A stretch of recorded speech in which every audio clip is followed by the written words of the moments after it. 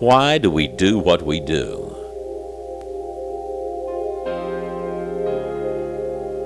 Why are we so content with our way of doing things? After all, we feel, if it's not broke, don't fix it, right? Well, no one can know everything, and there is always a better way. The relationship between man and horse has been one of the most romantic, intriguing love affairs ever told. And for the ones who do it best, their lives have been immortalized in movies, books, and history. Some simply call them trainers. Some call them cowboys or clinicians. And others call them whisperers. Call them what you will. They all share the same mystical abilities and powers of teaching, reading, and bonding with the horse. The horse is an exquisite sensory system of nerves which culminate into a hair trigger alarm system, and when activated, releases an explosion of energy channeled into an instantaneous flight for survival. They are naturally fearful, and for millions of years have had every reason to be, for man first hunted these beautiful creatures for their meat. And the horse has lost almost none of this instinct in the last million years that he has been associating with humans. The cowboys you're about to meet understand these instinctive, troublesome fears, and through their understanding are able to gain trust into the horse's heart and soul. Stories of horse whisperers have been told since the beginning of time. But are these stories merely myths and legends made up for the sole purpose of entertainment? Or do you believe that man can actually communicate with these magnificent creatures? Join us on an unforgettable journey into an unbelievable competition of today's top whisperers. The whisperer term describes a special breed of cowboy thought to have mystical or supernatural powers over horses, who some 200 years ago would take a wild horse into a private place and ride the gentle creature out a short time later. And this is the basis of our Whisper Challenge today, minus one small detail. The private place these guys will work in, well, it's not so private. It's not very quiet. And these horses and cowboys have seen nothing like it.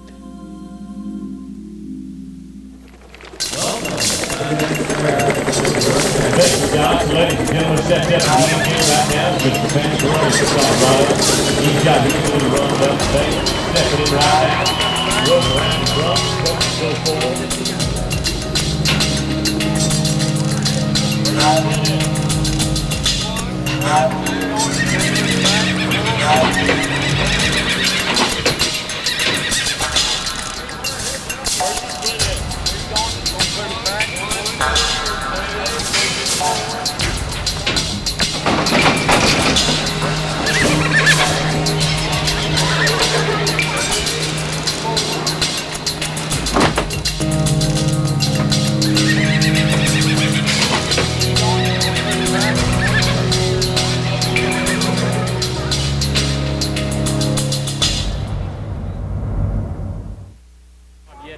I'll just explain to you right now. This is the Riata pen.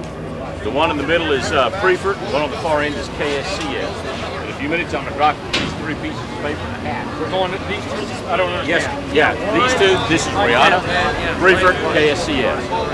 Look at that. I got it. Riata? Yeah. Preferred? And the others somehow. Yeah.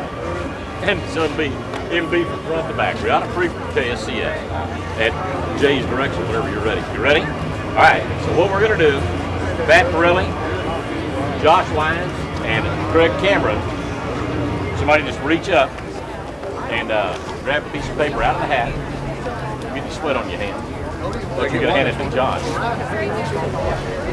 Josh reaching in, digging deep. Pat opened his up, and Preferred. Pat gets Preferred, which is those are the center two horses. Center two horses. Yes, sir. The good-looking one. KSCS. Josh Lyons has the far end, the two horses that are down there. That leaves Craig Cameron with Riata Restaurant which is the first two right behind us. That right one here. with the 44 on its hip. Look at that. Yeah, with the bridle path and the shoes. No, the strawberry one at 44 on its hip. Yeah. All right, mount up, cowboy. Near my round. Nope. Now who's going to be the don't shoot the same guy. Who's the Wrangler? Wrangler for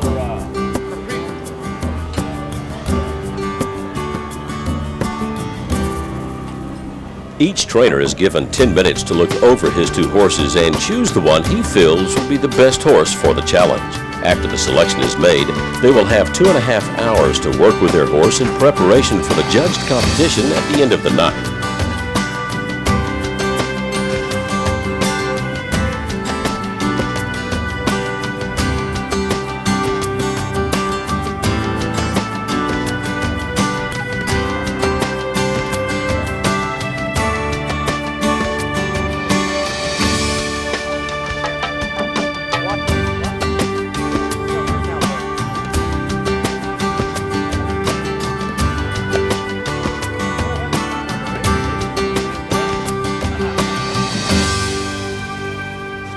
Josh, you drew the KSCS radio pin just a few minutes ago. Yes. And you've gone to take a look at the horses and picked one. Which one have you picked? I picked the back horse.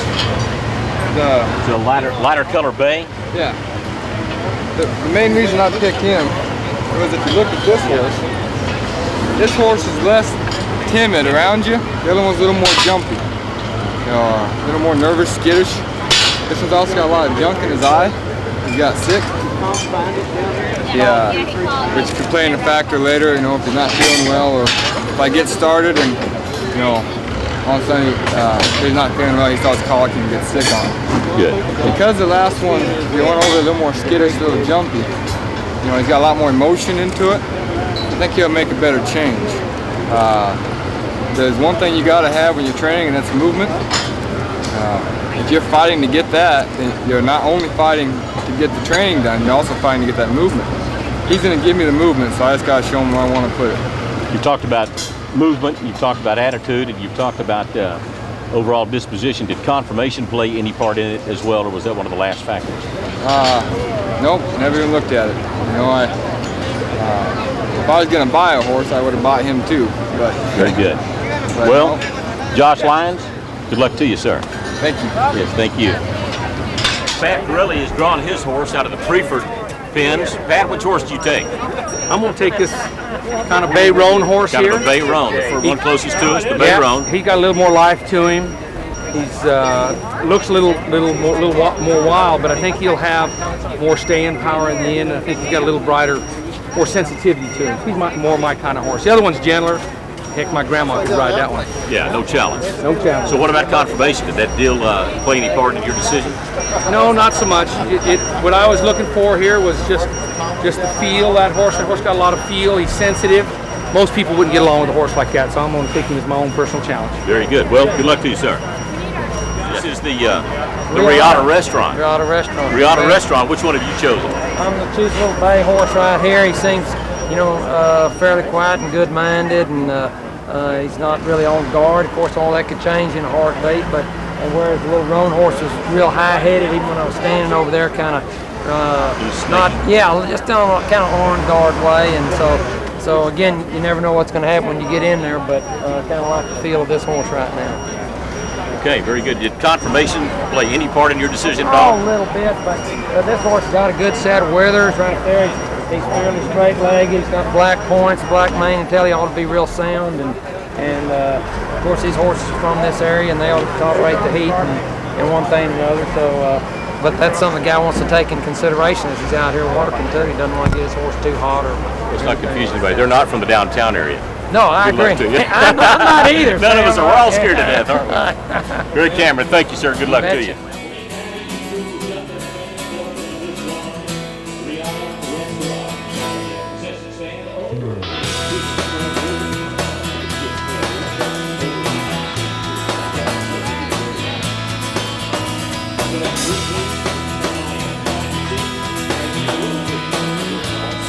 The judged competition, immediately following the 2.5-hour training session, will consist of 3 sections.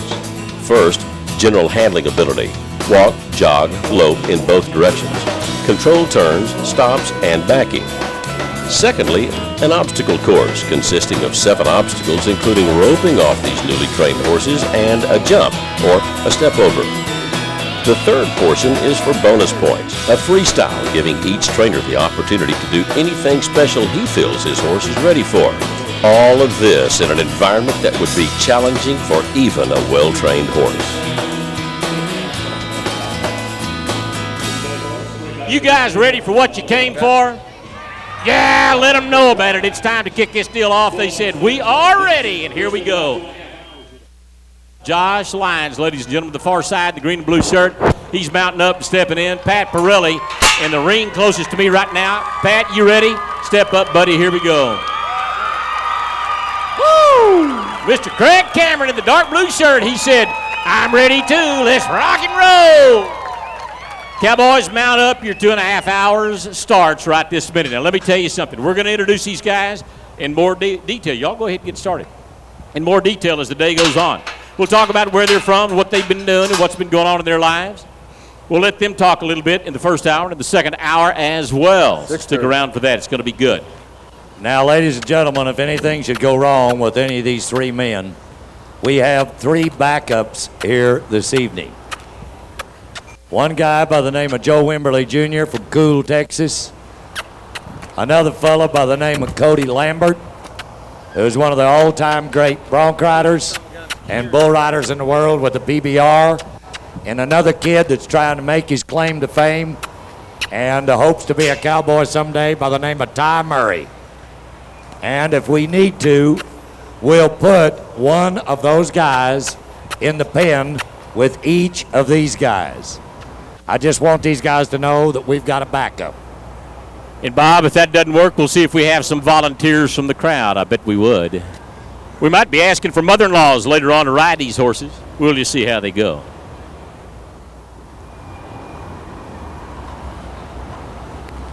The old methodology of breaking horses is quickly being replaced with the new methods you will see here tonight.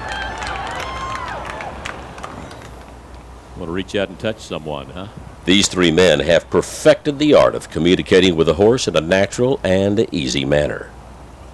You can beat any horse into submission, but at the end of the day, the only thing that you'll have is a confused, angry horse that doesn't like you.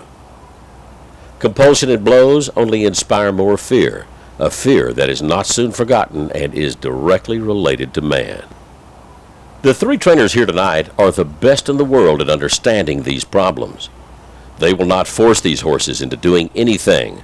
They will simply ask them as a friend. They will ultimately gain trust into the horse's heart and soul, a trust that is unbreakable.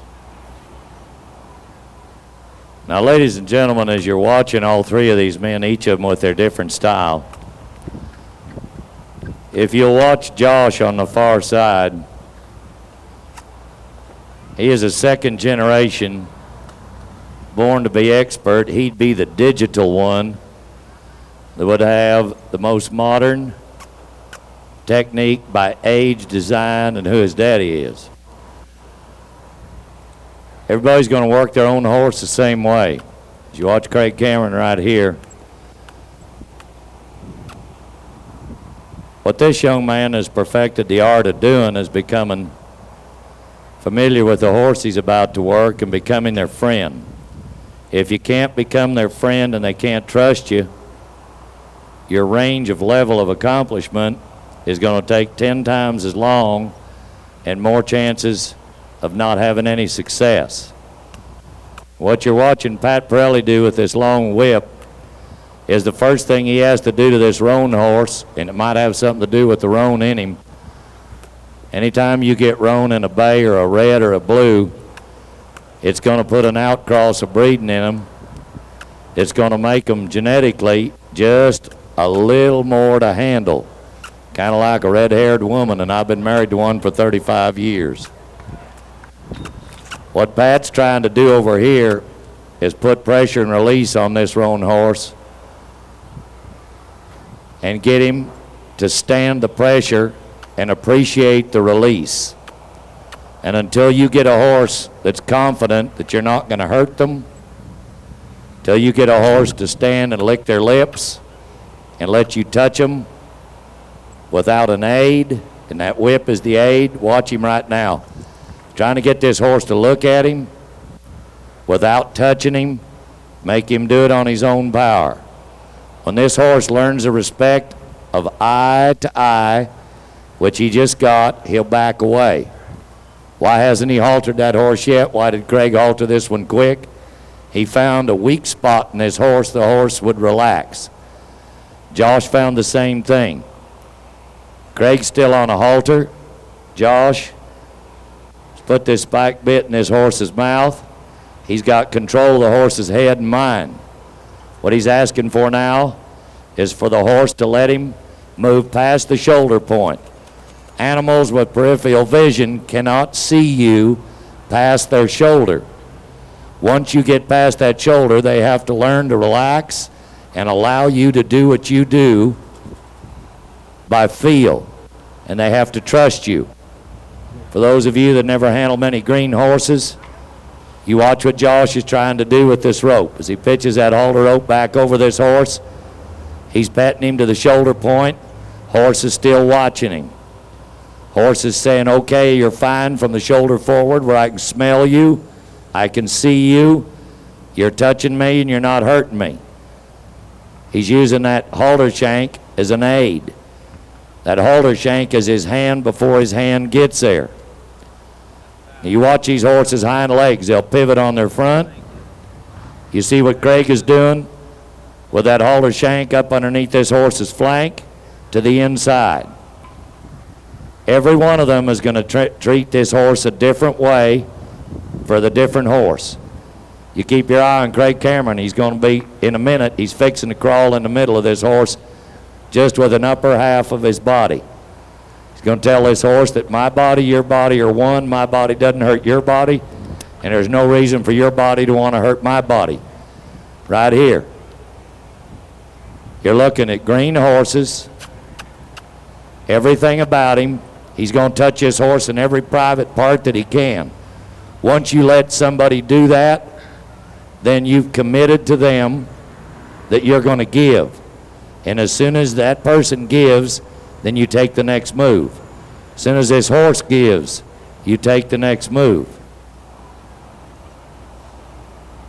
You know, Bob, one of the things that I've noticed, and that it's easy to notice here with all these guys here in rings side by side, is the difference in how they started. And I think you talked about that just a minute ago. Josh Lyons, as Bob pointed out, has actually got not a halter but a bridle on this horse. He's got a bit in the horse's mouth. Josh tells you in some of his videos that that bit is easier to deal with than a halter because of the pressure it puts on the pole of the horse's head. So that's why he starts with a bridle and a bit rather than just a halter. As you can see, Craig's got a different opinion about it, so he's got his halter on already. Pat's not even using a halter yet. You hear about these guys and you see their tapes, hear their work, but seeing them all side by side, there's not but one place that you've ever been able to get that done. That's right here tonight. We certainly appreciate them coming out and showing us and competing against each other to see who absolutely is the best. Pat's getting his little bay with the roan hairs wrapped up pretty good in this rope. Rope down around the back left pastern, over his withers, over his neck, around his nose, beginning to understand that Pat Pirelli's actually not going to hurt him. Josh has done about the same thing. If you look at Josh's horse right now, he's licking his lips, playing with the bit a little bit, but he certainly has accepted Josh with what they've got going on over here. Josh's been throwing the lead rope around him some, having him turn to face him. That's what he's doing. See to turn and face him everywhere he goes. Again, pressure and release. Pressure and release.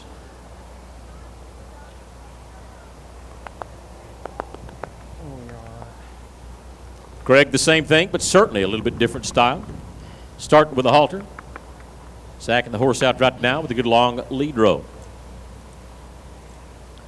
Marion Bueller is one of the judges that has agreed to come out tonight. She's standing next to me here in the blue shirt, the clipboard. Marion, the reason we asked her to do this is because of her experience with horses. She's been training horses and showing them for about 30 years now. So she knows about horses. She knows about young ones. She knows about mature horses. She knows about horses that have come from trainers, about horses that she has trained herself as a non-pro. She's got many championship titles behind her, top 10s, top 5s, in several different disciplines. But on top of that, Marion is a trainer to boot. She trains exotic animals, sea lions and dolphins.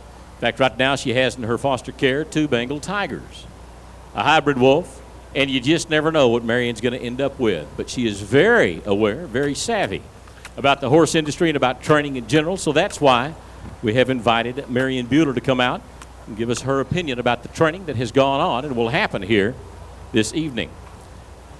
Our judges stand around watching right now just to see the process. They're not judging anything, they're just monitoring.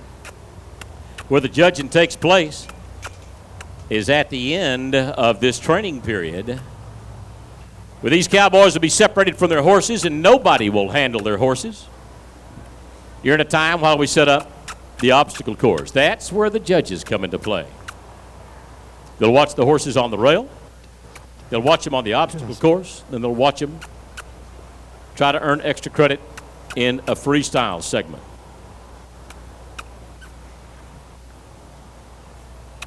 Bob, what's going on over here? Well, Thomas Saunders and I are watching Craig, and we're both Craig Cameron fans. We're Josh fans.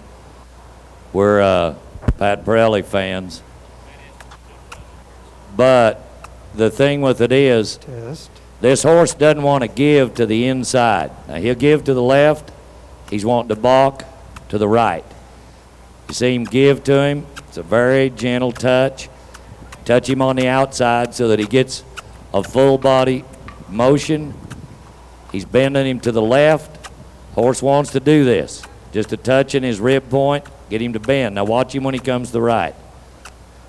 This colt might be left leaded. If this was a barrel race colt, this would be a horse you'd want to run to the right first, get by it, and have 2 to the left. See how stiff he is to the right? His trust level on the right side, just like your brain on the right side, is not as strong as it is on the left. Now he's starting to give. He's starting to roll over his hocks instead of being stiff-hipped. Now watch him lead him off. He's going to tell him he did good. Oh, yeah. Yeah, you know, every time I walk off from one of these colts, I feel like it takes a lot of pressure off the horse, and this little horse, just like Bob said, he wants to be a little stiff to the right, and just taking my time to get him to bend and flex and follow that feel, and then other than that, with my long line, just kind of gentling the horse from head to toe, all the way through, even up in his flanks and underneath his tail and right down to his feet. So just let him figure out, first of all, I'm not going to hurt him.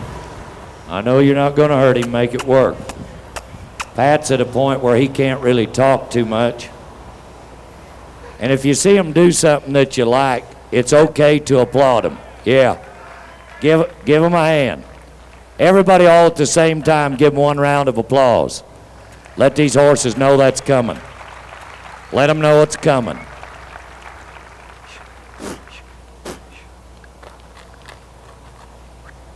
Now you're watching Josh go to the 8 of a whip for the first time to touch this horse. And you got to think about the atmospheric conditions. It's hot, it's muggy. These horses are not sweating from the heat. They were all dead dry when we started here. That's nerves. And as soon as they can feel that they sweat, you sweat, your smell, their smell, that it's a match, you're all right. Okay, now you're watching Josh go to the right side. He's been working this horse to the left, and it's natural for a person to work a horse on the left side because you bridle a horse 9 out of 10 times from the left side. You halter and buckle a halter on a horse 9 out of 10 times from the left side. And 9 out of 10 people are right-handed, so you're stronger in your mind on the left side. So if you get them to their left and your right, then you're winning. Josh, you ready to spend about 10 minutes talking to these folks about what's going on in your pen? What I'm playing with is, the reason I went to the bit right off the bat is I want to be using that bit to ride him later. I want to make sure he understands now if he gets nervous, gets excited, gets scared, and jumps, how to respond to that bit. That he doesn't take off or at least stay under control, because at some point he's going to get nervous or get scared. What I'm looking for here, when I'm working him, is I'm trying to get this right foot up off the bit and step in front of his left foot. When he does that, he softens up his body. So I'm waiting to give him that chance to do that. Now, through the whole time, I'm just kind of sacking him out, throwing the rope up on him, kind of just playing with him. What I'm focusing on is this bit and softening up that shoulder. Again, I want to make sure it stays forward. Now what I want to do is I want to pick the emotions up a little bit and start to jump away. Then touch that bit and make him come back. Good.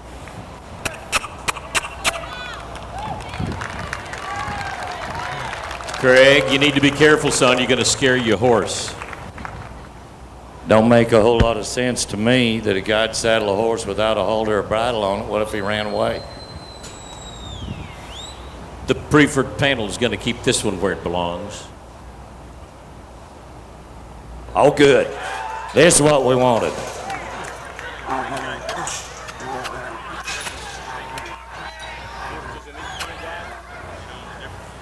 He just got the first taste of I don't like it. And he just got, now watch him, now watch his horse. Watch his horse lick his lips. Watch him. Watch him. He's telling himself, I didn't like it, but it didn't hurt me. And he didn't do that to him to hurt him. He did that to him to give him his natural spirit to do something that's unnatural, and is to have those 2 cinches on him. Either that or it's too much strategy from Purina. And if you ain't feeding strategy, Craig Cameron and I don't like you. That's the way it is. Now Josh on the far side is starting his blanket. You want to make sure this horse is comfortable. Bob, as we talked about a little while ago, all these cowboys in front of us right now pick these horses based on their attitudes, their dispositions. And I think what they told us during the draw has come true for each one of them. It certainly has. Pat said he wanted that one because it seemed like it had a little more spunk, a little more vigor than the other horse had. And he certainly is accurate there. When you think about that, a horse in 2 hours' time is going to give all that he's got. And if he wears out and his guts quit him, that means his gears are going to quit him.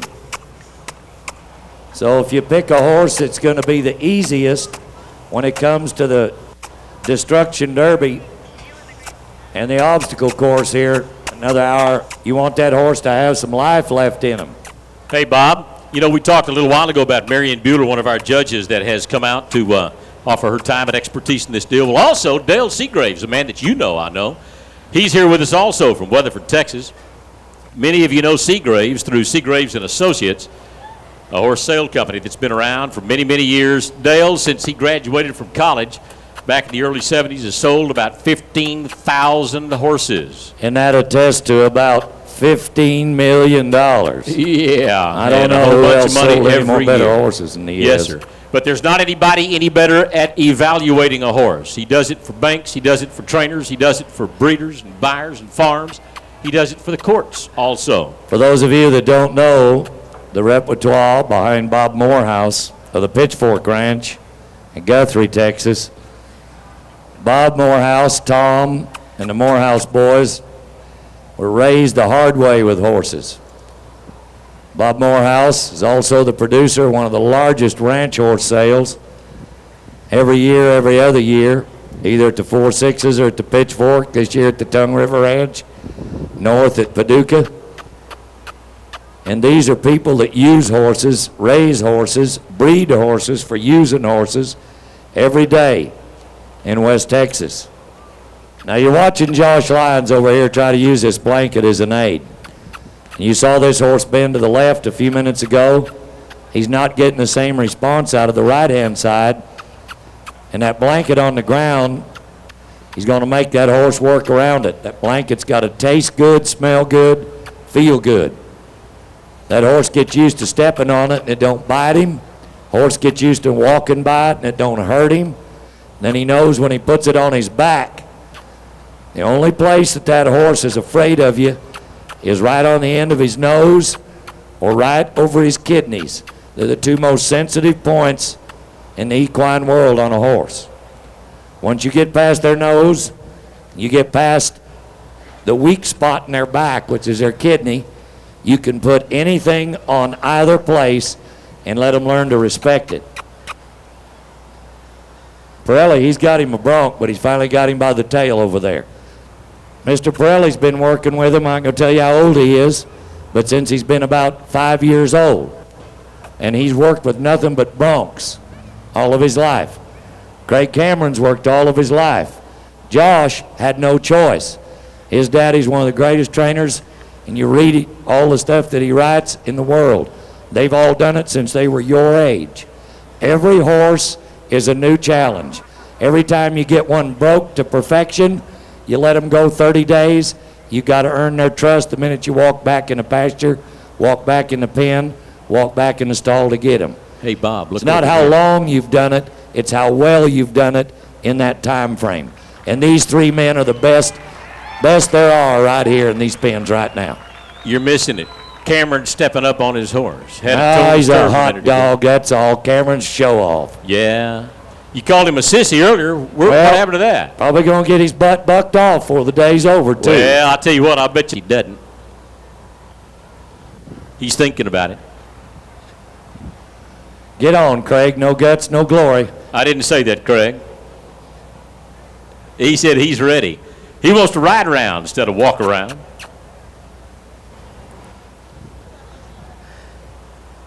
Josh doing a great job with the business, as we said a little while ago. It's the John and Josh Lyons certification program now. We don't refer to Josh as John's son necessarily. It is Josh Lyons, who is here and big enough to carry his own dang mail. Yeah, that John, he just happens to be Josh's dad. That's what it is now. Yeah, anytime. Josh told me last night at dinner over at the Riata restaurant that he and his dad, he doesn't work for his dad anymore. He works with his dad. Will it work? He shows his dad some stuff, and his dad, of course, still shows him some stuff as well. Josh has come about it. Ladies and gentlemen, Mr. Pat Pirelli, let's give him a nice welcome. Who is it again? Well, I came a long ways to just ride a calf, so I decided I'd pick this little colt here. He was a tougher disposition horse in the pen I had. I wanted something challenging, but I also wanted something that I could have a little more staying power. This kind of horse I like. He might be my dream horse, might be your nightmare. But it's going to take, from his point of view, confidence, acceptance, understanding, results. All I'm trying to do is get him to give me some confidence, to let me touch him in some of these places. Don't seem like a big deal to you or me, maybe, to be touched on the right side or the left side. But this horse here, he's kind of got a little difficulty in his mind that being touched on this right side. A little hard for him. So I just try to set him up here. And every time I step in here, I try to see if that will be easier than the time before. And as it seems to be, and I've kind of got a hold of him here by the tail and by the front end, kind of like what Bob was saying, so I can touch the personal places. We all know that the two most sensitive places on a horse is the appetite and where the apples come out. So I kind of got the apple department in my left hand. I got the appetite compartment in the right hand. I'm just trying to let him see. Like, see there, he thinks he's wanting to bite me, but it's all right. He just wants to see what an Italian cowboy tastes like. Probably spaghetti western, I guess. And so if I catch him caught up on some of this stuff, it'll help me down the line. Now there, he's tolerating me touching him here. So let's see how close to his withers or his shoulder I can get. If I can get there, then I'll go away. If I can get there, then well, he got tight. I'll get there, and I'll go away. Reach down there far. He's starting to tolerate it, but I got to start reading him here and not get too greedy. These kind of horses, if you get them kind of right here, you can do a lot with it later on. There, he kind of relaxed. Now I'm going to walk away from him completely, just so he knows that it's just the approach and the retreat that I'm trying to do here to get him to where I can touch him in these places. And I allow a horse to tell me what he's will allow me to do. He's got what I call can't, won't, don't, yeah, but spots. Yeah, but you can't touch me there. Yeah, but you won't touch me there. And he even struck that foot at me one time, and he said, yeah, but you won't, don't touch me there. So I'm going to try to just step in here time and time again. The idea, instead of breaking a colt and training a horse, I'd rather think about starting a relationship and developing a partnership. It wouldn't matter to me if I didn't get any farther than this today with this horse. If I got this solid, I'd feel pretty happy. It wouldn't matter if I did it downtown Fort Worth. Thank you. Good boy, Craig. Where we're at, behind the barn. This colt here don't care if he's downtown Fort Worth. He don't care about the party tonight. He don't care about anything other than his survival. So what we're going to try to do here is help him learn that he can have a human touch him. It's not a big deal. Now right here, I'm going to take a risk and touch him past them withers there. And that was pretty big for him. Hey, buddy. You can see I picked this horse. He got skinned up on his head here. This horse is what I call a kind of a prey animal acting horse, a right-brained horse. And that will be good down the track because that means he's got heart. That means his sense of survival is strong and it's keen. Horses have three major instincts. To be perceptive to danger is number one. Number two, fly from fear. And number three, be gregarious. Go back to the safe place, whatever that is. Wherever that is or whoever that is. And Pirelli's about to get real brave over here and load 195 pounds on old Ronnie. Testing Not a 1, word. 2. Can you hear me now? Yeah, there he comes. Ladies and gentlemen, Craig. Oh, yeah. You bet. Okay. Well, kind of a fun little horse to work with. But, you know, like I said, just like when he bucked, you know, I never underestimate any horse, and I never let one of them old sleepers fool me, because too many times I've had them kind turn out to be the toughest horses right there. So what I'm doing is just working really, really slow with this horse and kind of taking him through his paces, mainly wanting to get him to bend and flex, and just I've done everything from stick my fingers in his mouth to his ears to up under his tail and rub the rope and picked up all 4 feet, just kind of working with him all the way through. So maybe, just maybe, he'd settle, not only physically but mentally and emotionally, because so much of the time I just want my most important job with every horse every single day, whether it's the first ride, 10th ride, 100th ride, 1000th ride, doesn't matter which ride it is. My most important job is take the fear out of the horse. And I think that's what each and every guy is trying to do right now. But anyway, then I can do nearly anything with a horse. Heck, I can ride him down in the bars in Cowtown if I got a horse that's not afraid. And so to me, it's all about a trust. And what is trust? That's a belief. And you know, like I know, the belief is pretty easy to destroy. So every day, my most important job, work on the respect, the trust, the belief, the compromise, walk them out, in other words, see where my horse is coming from every day. So I worked him through here. I took the saddle off just to keep him cool, because this horse, I don't want him to wear out on me. I can't ride a horse that's too hot. I can't ride a horse that's mad. I can't ride a horse that's afraid. And so I keep trying to avoid those things right there. And of course, when you work down in our country like this, anytime you can add the temperature and the humidity together and get over 180, you better be darn careful with your horse right there. Here's Marion Bueller, one of our judges for the day. I just think it's awesome the way that these guys are going about it in the natural way. Having been in the business for 30 years, I've seen a lot of different techniques used, And I hate to say it, but I've seen some abuse on the horses, and it warms my heart to see people doing it and trying to desensitize the horses and to gain some trust in the horses. So I couldn't be any happier to sit here and watch these three guys gentle these horses instead of throwing them and breaking them as people have done in the past. Marion, thank you. I think what Marion just said, and I try not to use words I can't spell, and desensitize. That's a cool word. I'm going to try to stick that in my vocabulary. But in the rodeo business, you can't do that to anything. We go the other way. Abuse in the animal welfare industry today, oh my goodness. Say, Custer's famous last words, I don't know what's wrong with them Indians. They were fine at the dance last night.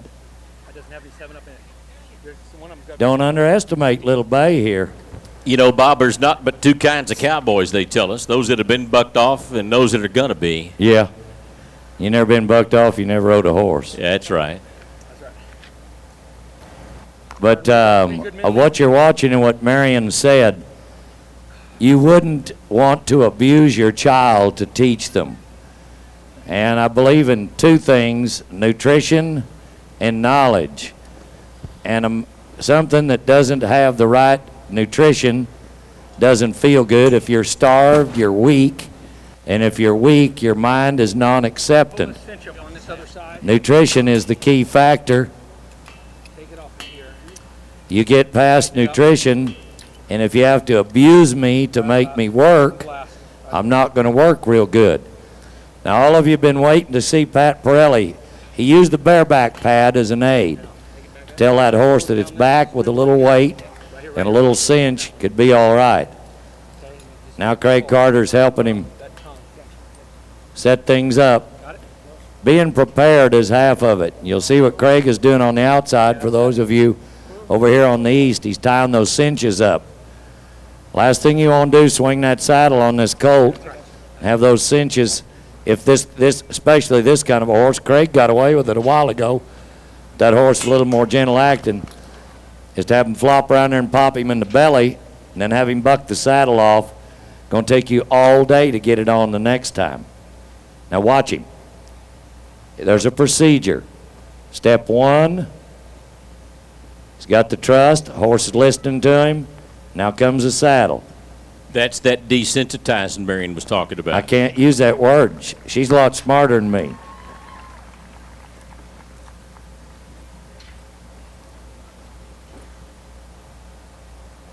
Now you're just going to let this horse carry the weight for a minute. This is the first time this has ever happened. It's totally strange.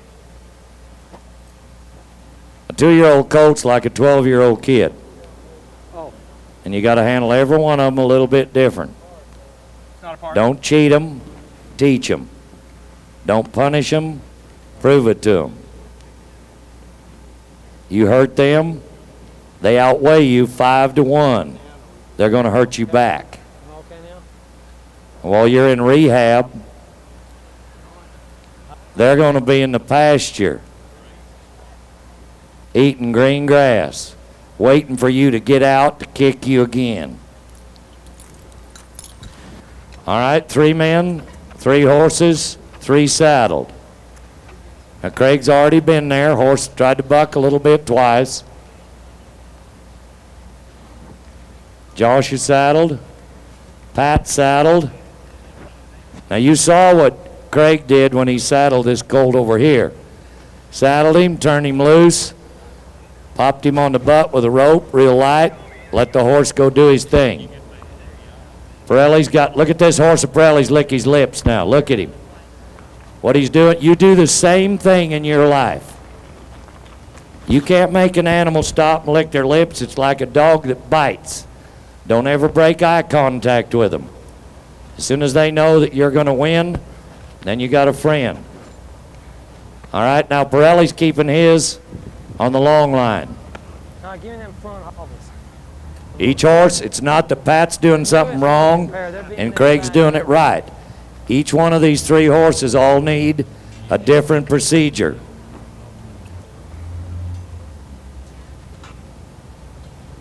They're in there, there they are. Watch him raise that hand. Horse stopped. See him pick his feet up. He's relaxing. You watch that horse's tail.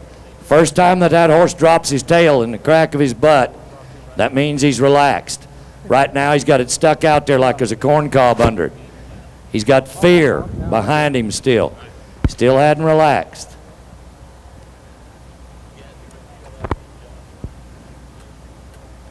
As soon as that tail relaxes and hangs straight down, then he's accepted it. Hey, Bob, just talked to Josh Lyons, and he's going to talk to the crowd for a couple of minutes in just a minute. He's kind of at the critical stage of his saddling, but they had some questions about the leggings that he's put on over there. Josh is going to answer that question in just a couple of minutes, the splint boots. The splint boots, the reason I put those on is it's just an investment. It means after I saddle this horse up and I turn him loose, in most cases he's going to do exactly what Craig's horse does. He takes off bucking. If he bumps his legs on the panel or does something or cuts him, then I just lost my training time. So it's just an investment. It's not anything more than that. Preventive medicine. They say an ounce of prevention's worth a pound of cure. You hurt one of these young horses, skin him, scab him, strain him, you got to stop training. You got to turn him out. Everything that you invested up to that time frame is gone. It's not wasted time, but if you got 30 horses in a barn, it make a lot of difference. It's a big business these days, a lot of money involved. You talk about starting one of these cutting horse colts, somebody give $50,000, $60,000, $75,000 for, you won't mess him up. Well, ladies and gentlemen, we were talking just a minute ago about our veterinarian that came to be with us today, just in case one of the horses might look a little stressed or need a little attention. Well, the vet that said, yeah, he'd come out and be involved in the first-time ever event in downtown Fort Worth is Dr. Ron Sanders from Arlington, Texas. 22. Now, Ron, he's been around the industry long enough that he has seen the old ways of pain and intimidation, and he has learned a lot from other trainers like the three in front of you right now, and has changed some of the ways that he does things. And I'm going to turn the mic over to him, ask him a question. Ron, appreciate you coming out here. And how have you changed the way you handle horses on your day-to-day operation for, well, the vet business as well as recreationally? Thank you, Sam. Well, number one, it's absolutely wonderful to watch nowadays because I grew up in a time when they snubbed them up, saddled them up, and bronked them up. And this kind of training makes a horse last longer and have more respect. You can scare anything into doing what you want it to do. From these guys and guys like them over the years past, I know in the early days of veterinary medicine when I first started, we'd come onto a ranch and half the time it was snub him up, boys, and I'll give him a shot. These guys can make it the way they train. If you've been watching Pat, it seemed for a while he was behind some other guys, but Pat, as Marion would say, desensitized this horse to a lot of things. And I suspect I could walk in and give this horse an injection right now and he wouldn't complain too much. As a matter of fact, I could walk in and give Pat an injection. He probably wouldn't complain a whole lot. But it's changed the way we do veterinary medicine because we can coerce an animal gently as opposed to years ago when we insisted.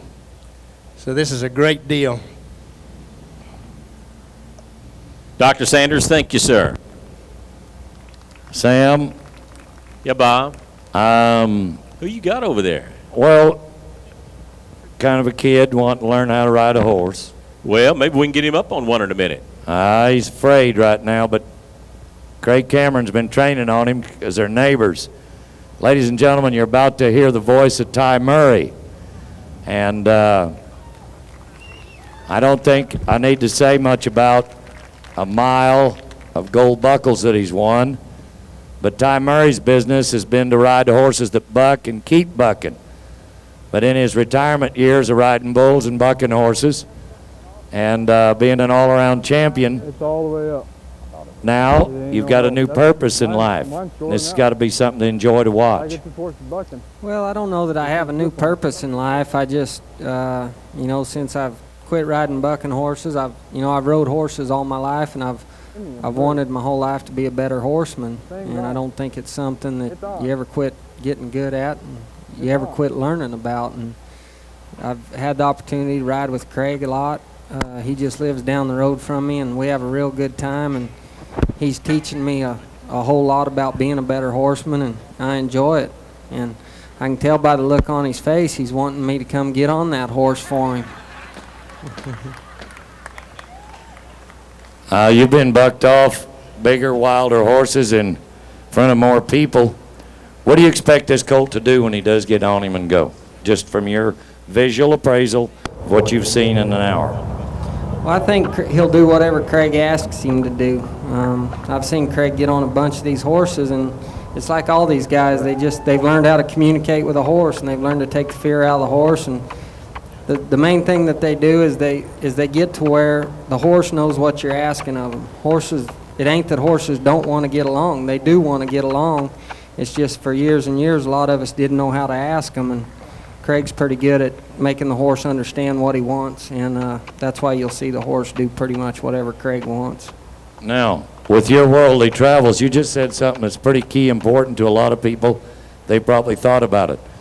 It's not that in the 1870s, in the 1970s, that they did it wrong, but in the last 25 years, people like this, when you think of John Lyons and now Josh, Craig, Pat Pirelli, all the other men that are men and women, not just men, that are here today, in 25 years we've come tenfold over where we might have been for 100 years before that. I think things just continue to get better, and I'm glad to see these horse clinics getting more popular. I think it's for a long time the old timers would say, just snub him up and get on him, blindfold him, throw him down, whatever. And that gets kind of the same results. You can kind of ride the horse then, you can kind of get by, you can kind of go do work you need to do, but it's so much funner doing it this way, having your horse enjoy you and enjoy doing stuff for you. It makes you enjoy doing stuff with your horse a lot more. I love watching Craig when he walks out to a big pasture there at his place to catch a 3-year-old, and the horse runs up to him, and he don't even got to catch him. All he's got to do is open the gate and walk over to the saddle horse, and that horse will follow him and be glad to be saddled and be glad to go do something. And that really puts a lot of enjoyment in being a cowboy and being a horseman. Ladies and gentlemen, I'd like you to thank Ty for his time. He's here to relax. Ty Murray. Cool. Where are you from, sir? South Africa. I could tell that y'all weren't from Fort Worth, Texas. South Africa. Let's give the man from South Africa a nice welcome to Texas. Yes, sir? Who's my favorite of those three? All three of them.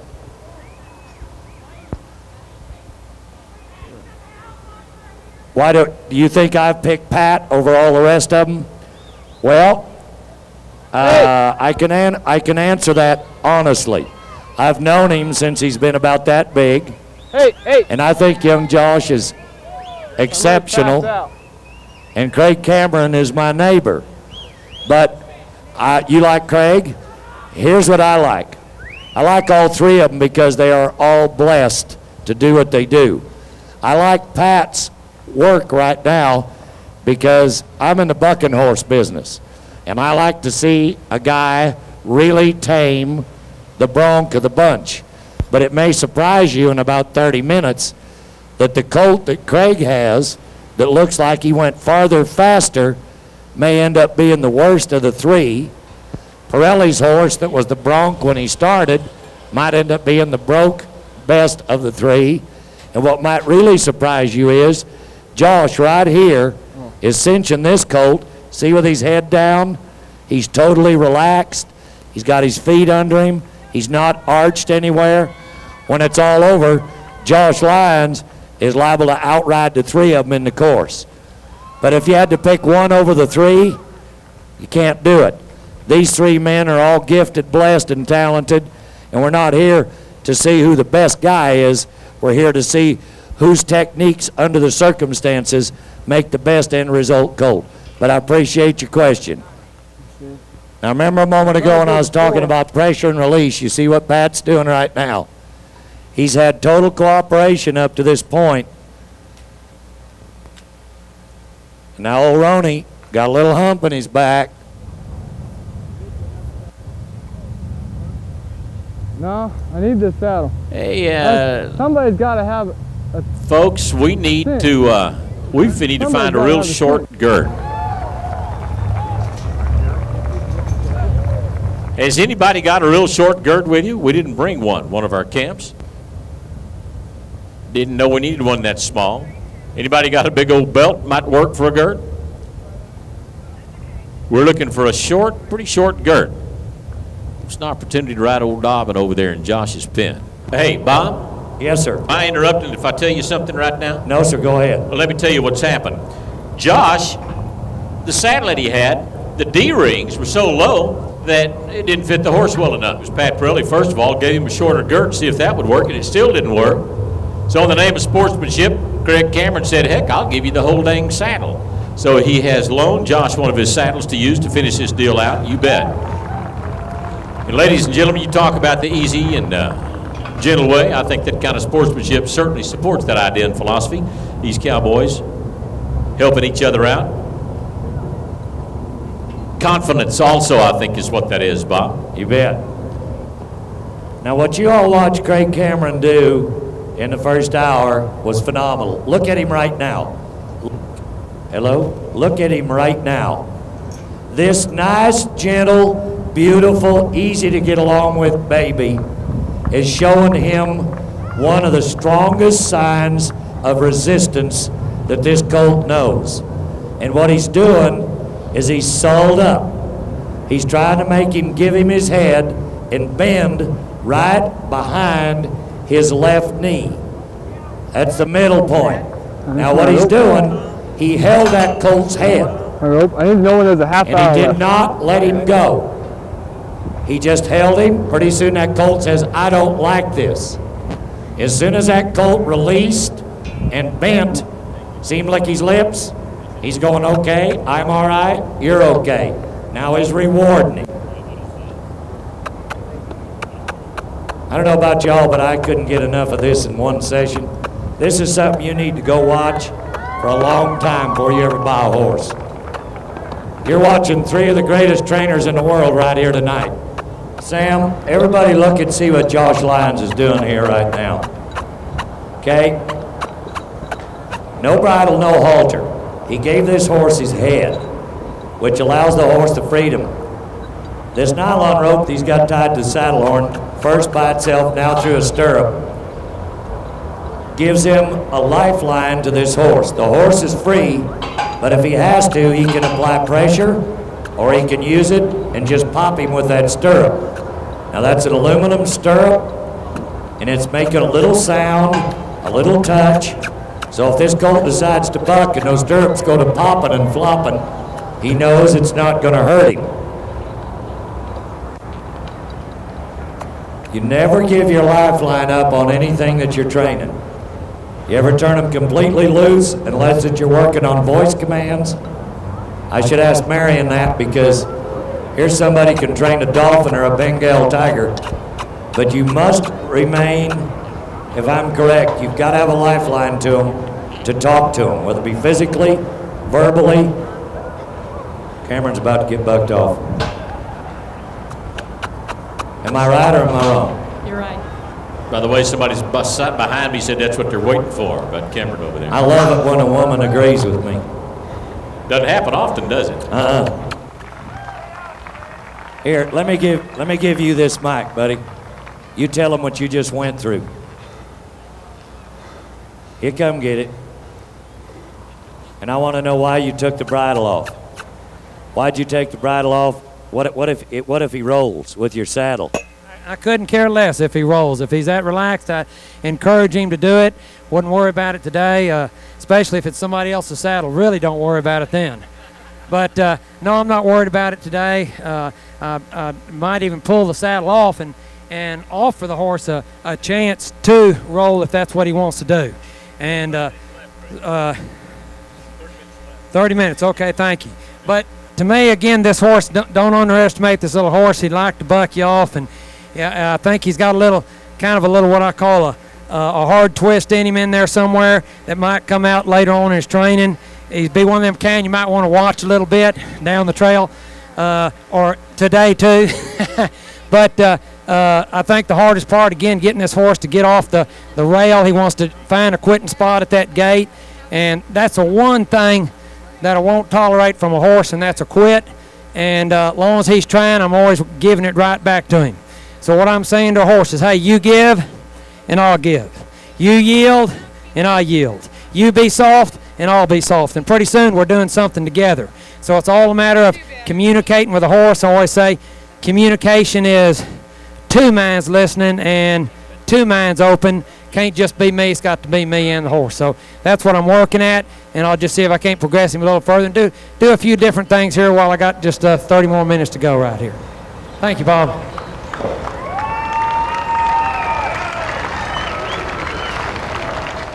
This is pressure. This is pressure.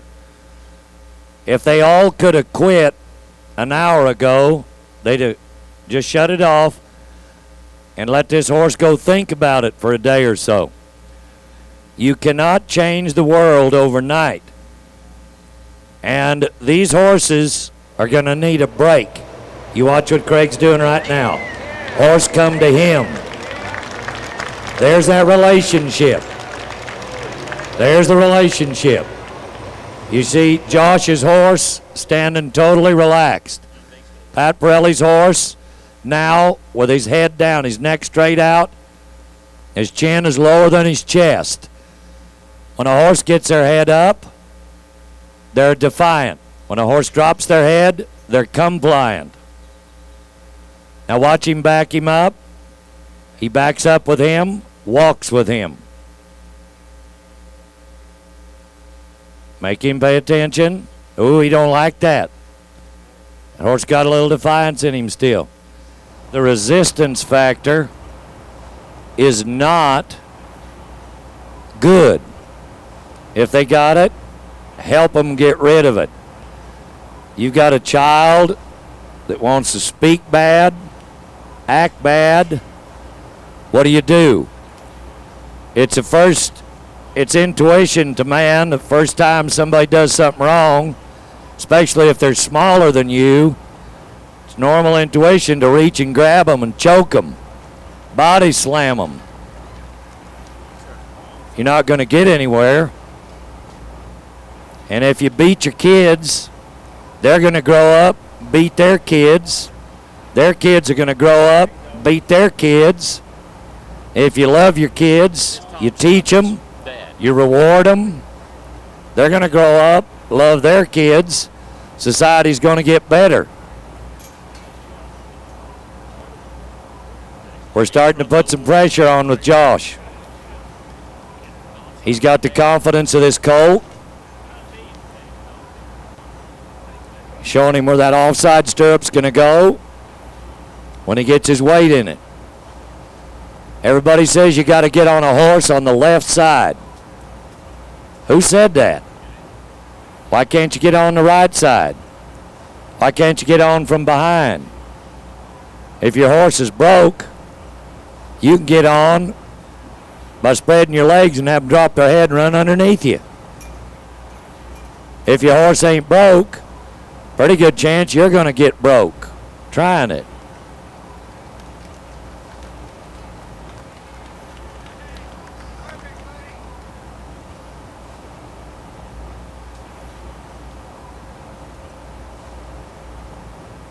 You see what Josh is doing? He's telling this horse, I'm here, I'm okay, you're okay with having me here. Now, he's the only one that put the bit in his colt's mouth early. That's his preference, and that's his security point that he got something done there. The next colt he gets on, he might not do that. He'll put it in his mouth. If he fights it, he's going to take it out of there. Don't put something someplace that he don't like.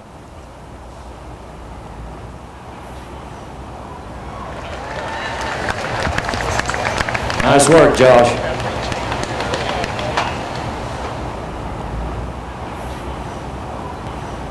Bob, Yes, sir.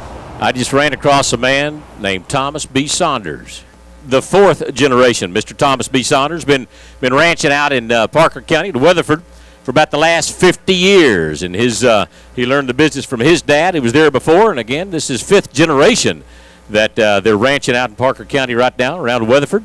And Mr. Saunders was just talking to me about some of the things they used to do back in the old days. And I'll tell you what, instead of you listening to me tell you what he told me, what'd I say? We're just going to let Mr. Saunders tell you about what he has seen through the years coming up to where we are right now. Thomas? Well, they all tell me education's a great tool, and you never get too old to learn something. I got a 41-year-old boy here, breaks about 100 colts a year, and the way I used to do it and the way he does it was completely different. Like the old school, we said we broke horses, and that's really what we did. You had to break them down, build their confidence back, and get to be a friend with one. You know, you put your life in the hands of a good horse, and a horse really doesn't reach his maturity till he's about 7 years old. But these young colts, you knock them around the way we used to do it, and kind of taught him that he's going to do it our way.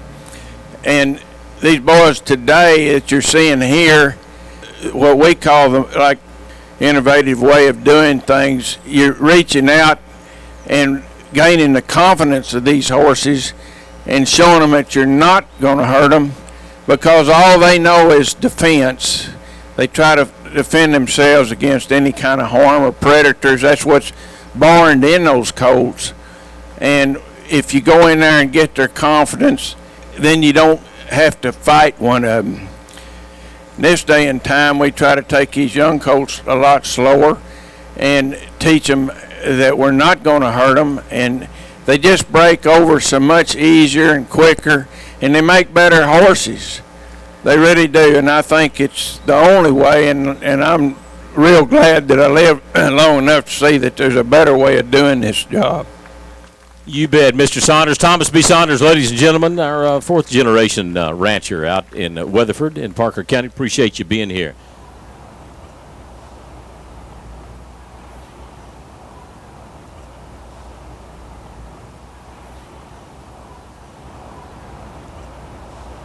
Pirelli's up.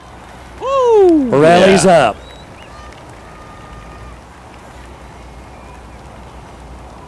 And look at that. He Resistance free. He could have got up 20 minutes ago. Wait a minute. He's side passing already. Well, he just got his butt gathered right there. Bet he's getting some stretch marks on his backside too right now. Pinch that wedgie. Pinch that wedgie. Relax, Pat. Relax. Oh, hold his head up, Luke. He's going to the barn. Now, I want you to look at the little fine rope halter. He's using it kind of as a bow sow with a little throat latch under this horse. And horse licking his lips, thinking about it. He's going to let him move on his power. Not going to force him. All right. Josh is about to get on. You got 3 men of horseback in front of you right now. He's up. You bet. You got it. That's what y'all been waiting for. All three of our Cowboys are up now. In just a little while, in fact, Cowboys, let me look at my watch. You've got, about 14 minutes left in the competition right now. 14 minutes left. Let me tell you what's going to happen at that time. Give everyone an opportunity to jump down and run to the sandbox while our wranglers come in. Move the preferred round pins back out of the way to make one big round pin here in the sandy area. They'll also set up the obstacle course. Now, that's not going to take but about 20 minutes. They've been talking about getting this deal done for the last several weeks. They know how to do it and do it quickly, so don't venture off too far. Go over to the Real restaurant concession that's just under the Chisholm Trail mural on the wall and get you a little something to eat and drink over there while we set the arena up for the judged part of the competition. Bob Morehouse, Dale Seagraves, Marion Bueller, our judges, been observing for the last couple of hours, 2.5 hours.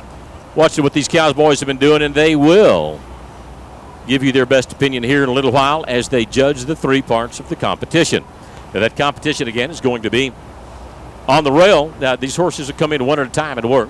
They'll work on the rail at a walk, jog, and a lope. They'll make a 360. They'll also stop and stand quietly, and they'll back up. That's worth 50 points, all of it. The next part of it is they'll have an opportunity to go through an obstacle course. 5 obstacles in the course, worth 10 points apiece, another 50 points there. Then the freestyle part of it. They can do anything they want to do. Can't wait to see that. Total 150 points available to each one of them. I think also one of the changes that was made towards the end of our meetings today is that they'll have an opportunity to rope from these recently trained 2-year-olds. Going to rope a bale of hay and drag it. That'll be part of the freestyle, I believe. Certainly some of the bonus points available to them. But again, these Cowboys, they've been here for 2.5 hours. You've witnessed every step of it. You've seen the difficult times. You've seen them come along with the easy way and doing a nice job. All of them up and riding right now.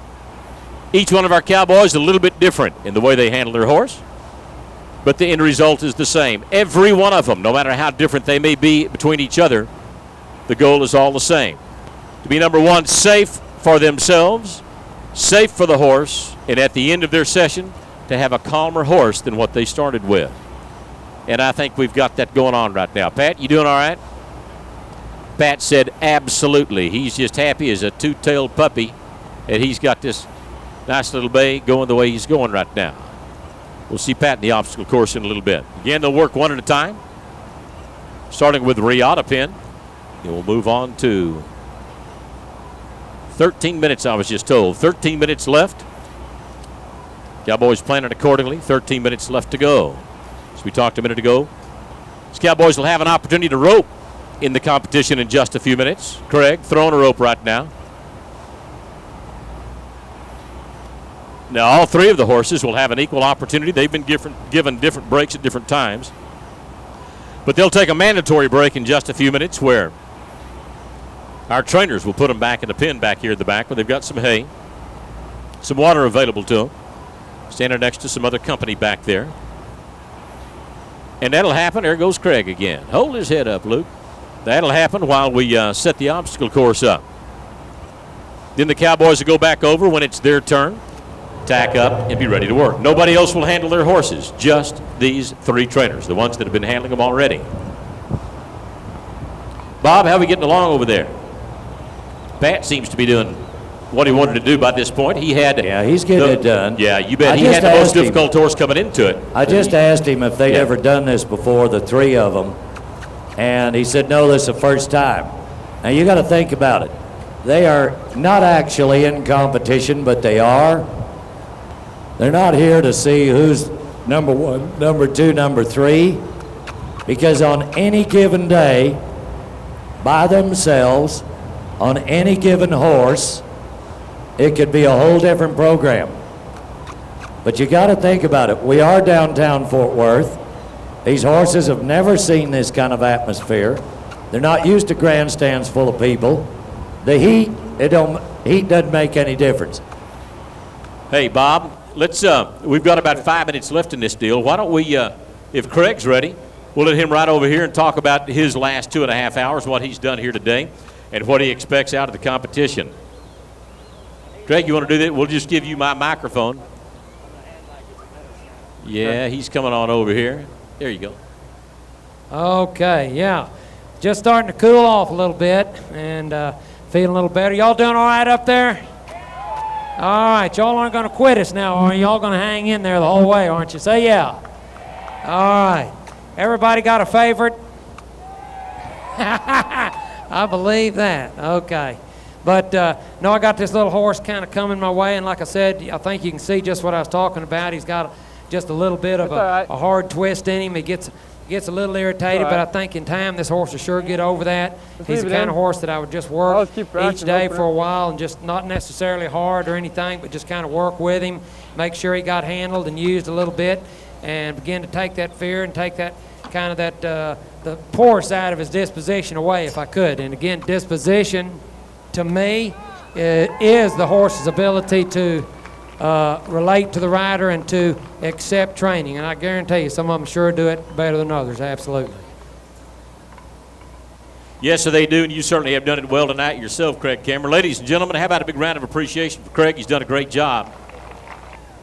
Well, I ran into some problems with the cinch. I couldn't find a cinch to fit him. So that cost me a little bit of time, but what I did during that time is I went to the bridle work. So it kind of helped me a little bit anyway. Louder? We need louder. Watch. How's that? There you go. How about I just speak up? That'll work? All right, so anyway, I kind of ran into problems with the cinch. I didn't have the cinch, and so that cost me a little bit of time, but I went ahead and went to the bridle work, and so I didn't lose any time. I went ahead and accomplished a little more on the bridle. He's not as far as I'd like him to be, but again, the student tells the teacher when he's learned it, so I can't make him go any faster. I can only make him go as fast as he wants to go. But he's doing good. He feels pretty solid to me. What I did is I went to my spurs, I went to the rope, and now I'm trying to push him a little bit and push him as far as I can without causing him to blow up. I feel good about the competition. I don't know how we're going to do, but we're going to have fun doing it anyway. You bet you are. Ladies and gentlemen, Josh Lyons getting along just fine, overcoming some obstacles and making it happen. I believe Bob's going to step over now and find someone else to talk to over at the gate. Bob, I believe, is where that young man is. Well, ladies and gentlemen, you've watched Pat Pirelli all evening also. Have we got Pat turned up, by the way, or does he need to use my mic? Is his mic on? I know there's a lot of people here in the first hour, and it's not a personal thing against Pat, but you're figuring that this roan bronc is no longer a roan because he sweated Plum Bay. That sweated the sweated the roan out of him. He'll stand for me. Come in there. He's all right. That you're figuring we're going to get Pirelli bucked off, knock a scab on his old butt. Oh, son. Oh, son. Oh, son.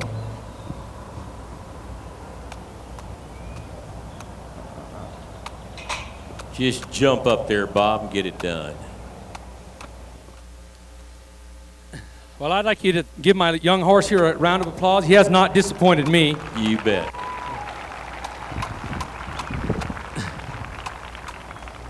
He's tough in a couple of ways. He's kind of extroverted in some ways, introverted in other ways. These are some of the toughest kind of young horses to get through. Sure. But one of the things I would like you to know that if I was at home right now behind the barn or in the corral, I promise you what you just saw is what would have happened. I would have wanted to go this far with a colt like this so that the rest of his tomorrows, see, this isn't about tonight for me, this is about this colt's tomorrows. And if we can get him to where he's making some understandings here, and horses can only do 6 things besides stand still, and that's go forwards, backwards, right, left, up, and down. And I was damn glad just get him to stand still for a little bit. And we saw the forward, the backwards, the right, left, and the up and down. So thank you very much for your patience, and I've been real proud to play with this colt for you tonight. Thank you, Patrick. Well, they're in their last couple of minutes of finishing. Michael B., sir.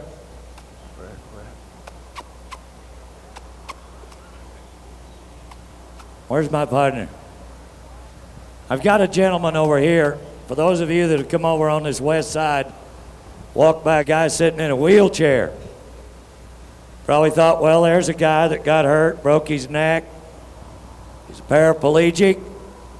And I bet he'd really like to think about riding a horse. And come on down here. I don't want to exhibit you, but I want you to see how serious I am about this young man. I've watched him catch him stone cold. Colts have never been touched. Halter them, saddle them, ride them, train them, and send them back. And he also teaches. One of the most encouraging things in my life to watch him do it is that everything that we accept every day when we get up, we put our boots on, we walk to the pasture, we go to the stall, and we halter them and lead them someplace. And you got to think about, he starts 2 hours earlier, spends 3 hours longer, and goes to bed 2 hours after we're done. And I'd like you to give him a nice welcome. This is Michael Richardson. MB? I've said it about you in public before, and I'll say it tonight. If you're looking for sympathy, you buy a dictionary and it's in there. But the courageousness of what you do and how you do it is pretty cool. I want you to talk about it. Bob, thank you very much. It's a real pleasure to be here, and I'm real impressed with everything I'm seeing. It's nice to see you all out here. I'm just like you all. I'm striving to do the best I can with what God's given me, and these wonderful horses are my teacher. They've taught me a lot about life, and I try to in turn take that and develop my skills and then try to help everybody.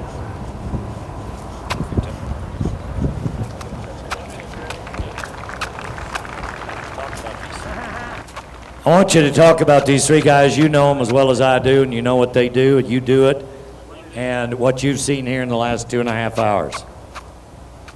Well, I've been real impressed with everything I've seen tonight. I've had the opportunity at one time or another to visit with all three of these gentlemen. And it's enlightening to see these horses progress as nice as they have, and the patience that these gentlemen have taken to addressing the needs these horses have. It's a pleasure to see this, and I think this is something that society needs to see more of, because these are wonderful animals, and we as human beings can learn a lot from them. Sometime tonight during our break, or when we get to the party, whatever, Michael will be there. I want you to come by and shake his hand and meet him, listen to his story, not how he got to sit in that wheelchair, because all of us are self-inflicted occasionally with stupidity, and it ends up working on us somehow. Thank you, partner. Good to have you here. He writes a heck of a book, too. Yes, sir. Hey, Bob.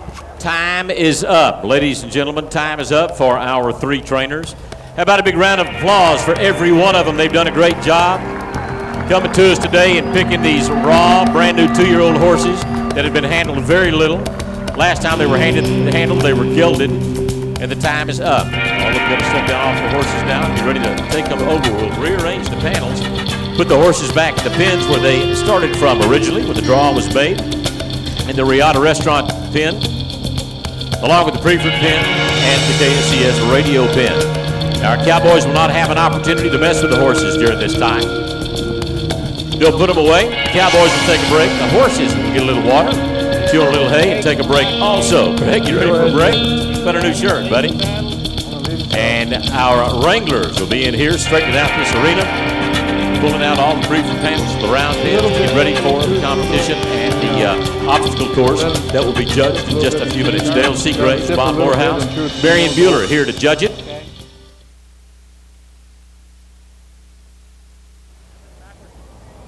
Craig Cameron right now discussing the trail course, the obstacle course in front of him.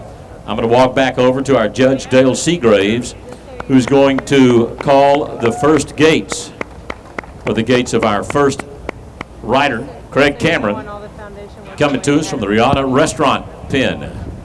2 horses in there to begin with. He chose this one because of its attitude and disposition. Mr. Cameron, ride with the rail to your right and begin to walk, if you would please, sir, on the rail at the walk. Being the first event of its kind, it was unclear about how much time should be allowed for the competition. Craig, being the first to work, experienced some additional pressure due to the uncertainty about the time issue. Although pressed for time, Craig managed to complete all 12 tasks in the first portion of the challenge. He got off to a slow start, but made progress quickly. You feel good about it? You can lope on the He had his horse walking and jogging nicely. He loped in both directions and on the proper lead. Craig stopped and stood his horse for 10 seconds and then backed quietly. Where do they back up and put the letter in the mailbox? That's the part I want. He also made 360-degree turns in both directions, completing the first portion of the competition with good control. By tomorrow afternoon, they could be doing it. Ladies and gentlemen, you need to understand something. You normally don't start a colt at 5 in the afternoon in downtown Fort Worth and then turn the lights on. That's good. Thank you, sir. Now walk. Walk, please. Easy for you to say. Yeah, and now reverse at the walk and continue to walk.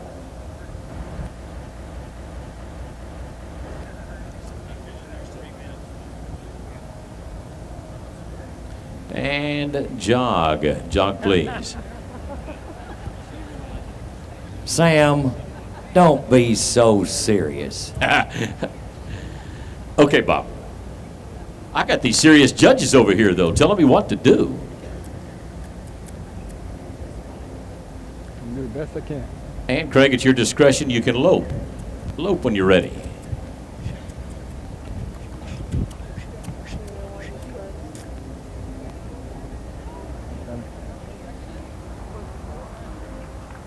It's not a perfect circle, but by golly, it is a circle, and it's on the right lead. You bet.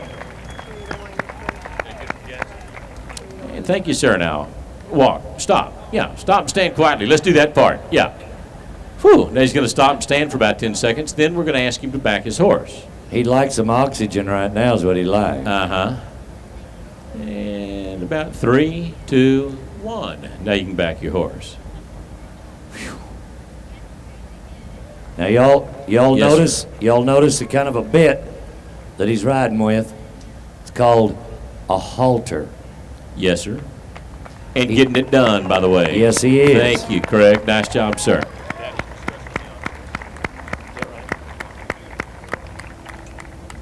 We need to make a 360 at the walk in each direction.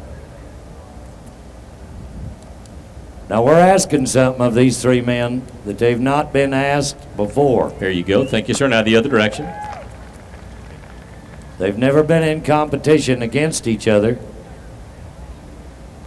They've done millions Another of hours of 360. public work. Yes, sir, they have. Boy, and they've added some credit to their names tonight here, Bob. They've done a great job this afternoon. Now, the obstacle course. The barrels, well, they represent a pattern for a figure 8. The two hay bales sitting side by side with the gray PVC in the middle. That's a jump. Oh, my God. The bale of hay that's sitting over here close to us, sitting up on the 3 logs, one end in the air. Our trainers will have an opportunity to rope that and drag it if they like. Again, the judges have available to them 10 points for each one of the obstacles for a total of 60 points now. Get a bigger loop, throw it out there, anything falls in it, take it. Hey, Bob. Yes, sir. One of the things that we've done here is that, well, with this being the first event ever, we really haven't known how to make things work, and we gave these guys 15 minutes for their obstacle work. Well, what we've just done back here in the back, management has decided, and Craig, this is for you also, we're going to allow more time than that. So these cowboys, if they would like to slow down a little bit, they can do that. Look here. We're talking about a 2-year-old with only a little over 2 hours of training. Greg Cameron roping from it, stepping over a log as he grabs a 65-pound bale of coastal hay, dallies up, and pulls it off. Looks like he's going to try to jump at the same time. No, maybe not. But he's dragging the hay. I think we found, oh, you bet. Now he's showing off is what he's doing. Greg, nice job. Thank you, sir. Good job. I can't say it enough times with 2.5 hours worth of training on him. Limited handling to begin with as a weanling, and then as a yearling to be gelded. Riding out through the cedar zigzag paths. Rubber band. You got it? You bet. Got him walking just the way you'd want one to go now. Craig able to slow down just a little bit and then jogging over the 3 cedar posts here. That's his first refusal. Let's give him more than 2. What do you say? Everybody help him out here. Cluck to him next time. Why don't you stick it in your ear? Ain't gonna do you much good. You hold the strap. Watch it. He'll do it now. He'll do it. He's studying. He'll do it. Yes, he will. He'll do it. Yes, sir, he will. Craig Cameron. Out in the country, they call this kicking butt and taking names. That colt wanted to do that on his own. You can't Yes, sir. make him do it. That's exactly right. Now, there's a lot of people here tonight who will never be a rodeo team roper, calf roper. You'll never be a cutting horse person, but you might be a trail rider. You might just be a pleasure rider. And you need to pay attention to all this. It's not the element of the equine business you're going to be in. It's the level at which you compete.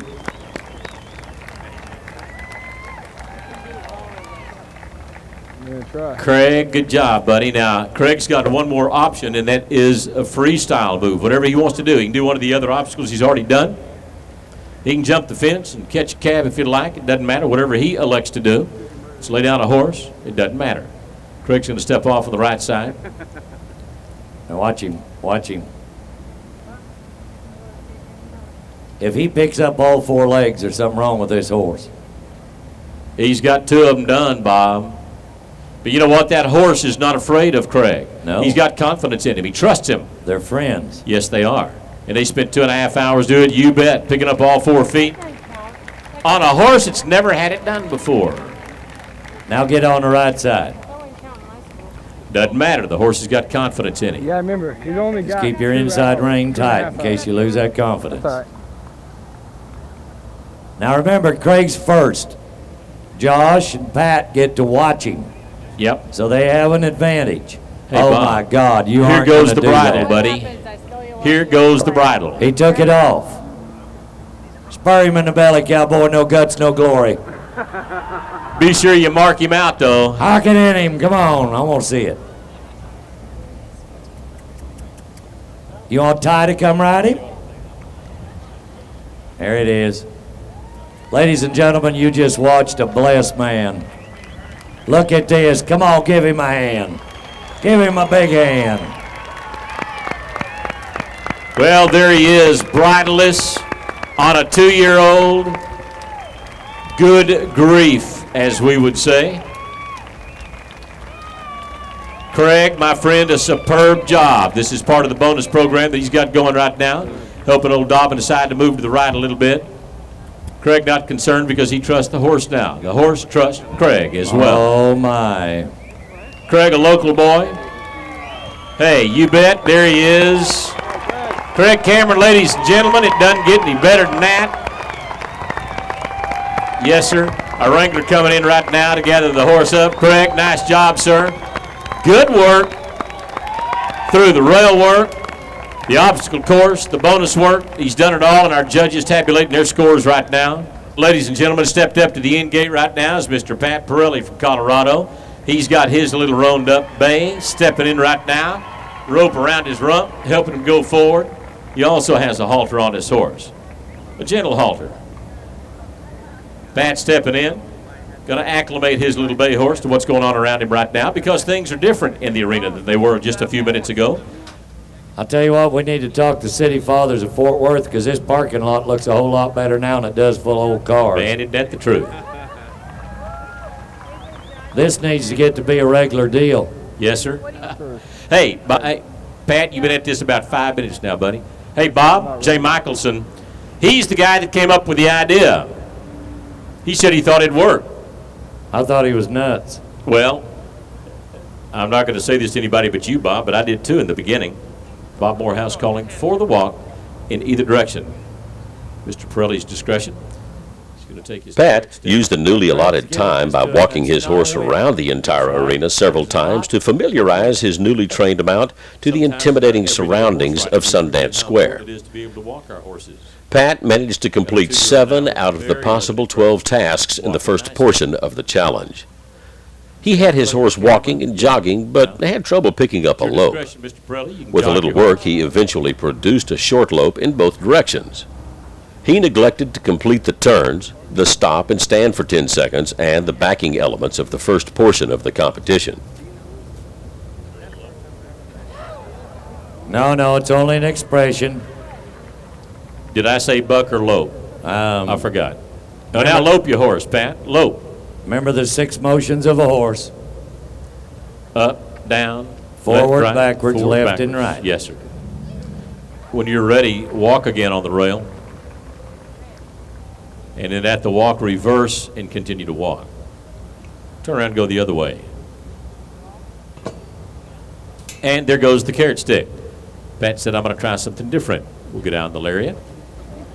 And we'll be walking here on the rail in just a minute. There he goes. A little encouragement forward. It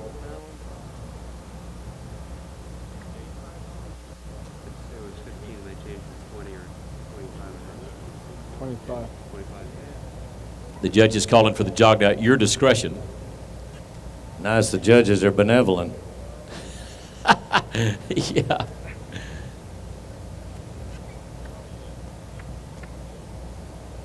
And that was a good turn back, wasn't it? Yeah. Yeah. And now lope him, Pat.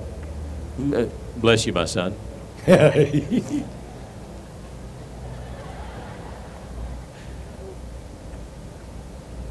Tell you what, this has been a tough horse.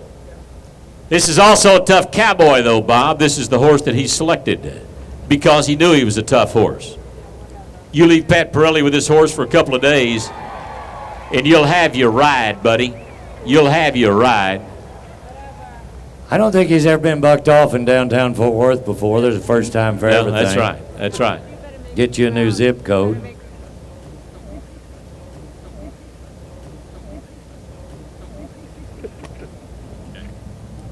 Pat's been in 10 minutes now. Yeah, why don't we drag it while we're here? Yeah. What Hey. a convenient opportunity. Hey, look where I am, right? I'll just take this down and pull this stick. Now, Mr. Cameron lost some points because he hung it up there in a wad. He didn't coil it back up, so cost him 2 points on the overall judging. He knew Pat was next. Now's when you spur and never look back. Your future is out west, young man. That's where he'll be in just a minute once that horse realizes that's there, out west. About the time he goes past the Brock turnoff, we'll get him slowed down. Yes, sir. Watch out, old Dobbin. Something's following you. Well, there's the drag, part of the obstacle course. He's getting it done with a cedar stay. Cedar post. Pat's got the option at all of the other obstacles. Hickey's going to drag and go over the jump simultaneously. Might be able to drag that stick over the jump.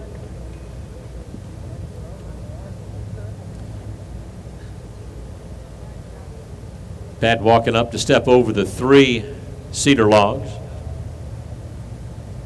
He's going to side pass over the second one. Yeah, you get more points that way. Yes, sir. It's a dressage move. There you go. Nicely done. Now, look, Bob, he's going to build a loop. We're going to rope off of this 2-year-old also. He said, hey, if Craig Cameron can do it, I can dang sure do it. Took Craig 2 loops. The pressure's on, Pirelli. The closer you are to the target, the more chances of catching.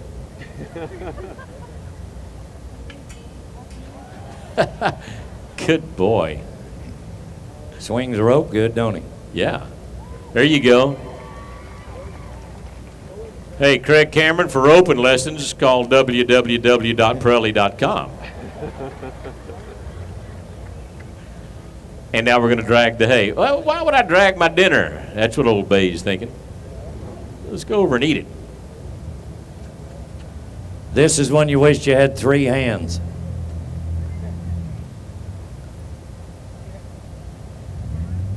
You'd also wish for a completely trained horse. Hunker down there, Pat. Hunker down, buddy. Yes, sir.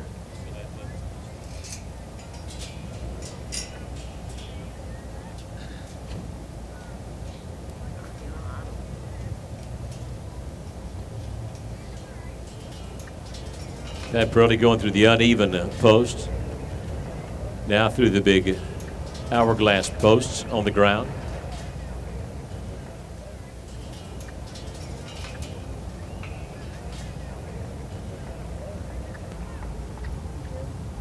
I don't have to. Tell you what, I'll Mr. have Tallman to just dig walked up next to me and he said, ain't this great? I tell you what, that's pretty much an understatement. What do you think? You bet. You're in some of the best company available in this great country. Horse people. Watching some of the best horse people in the world right now do what they do best, and that's teach young horses to get along in life. Going to get the figure 8 done. Yes, sir. Now, I highly suggest to those of you that are novice horse people, do not go home in the morning and catch a green colt and try this. Okay, I'm asking you not to do that. If you do, just be sure you dial 9-1 on the phone and be ready for the other one. Before you catch the colt. Yeah. Pat's down to about 7 minutes left, so we're down to the freestyle part. He's completed everything as well as I can recall. He's been over the hay. He's drugged both obstacles. He's roped. So he's down to the freestyle. We can only guess what's coming next with Pat Pirelli. He wants to do this for as many points as he can muster up right now. As part of his freestyle, it looks like he's going to step up and work the gate horseback.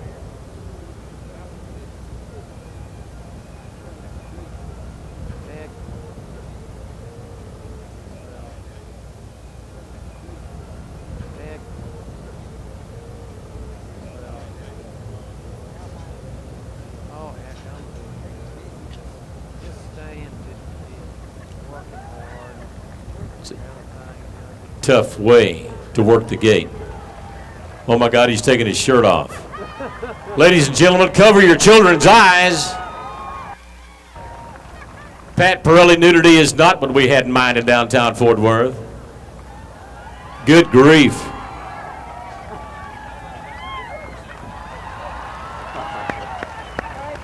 You are something else. Yeah. Topless. You know, the judges are just shaking their head right now saying, oh, now what do we do? Well, in a minute, Josh is going to ride in naked. Oh, no, he can't. His mother said, no, he can't do that. Yeah, and his wife Janet did too. What about Pat Pirelli? What do you think? Yeah, there he is. You bet. Here comes Josh. That's the same bridle he put in that horse a little while ago. While everybody else was using halters, Josh stepped up and used a bridle with a bit in it. And Josh, if you would, let's take the rail at the walk, please, sir. What do you mean you did already?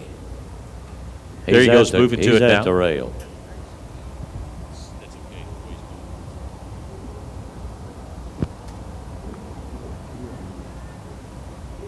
Bob, nice, quiet kind of walk on this little bay that was troublesome. Of course, Josh had some tough times a little while ago also. That saddle that had the D-rings down so low couldn't make his girth work. Well, you watched 3 men jog, if you would, Josh. Let's course. jog, please. It's your discretion. You watched 3 men approach this course, all totally different. Yes, sir.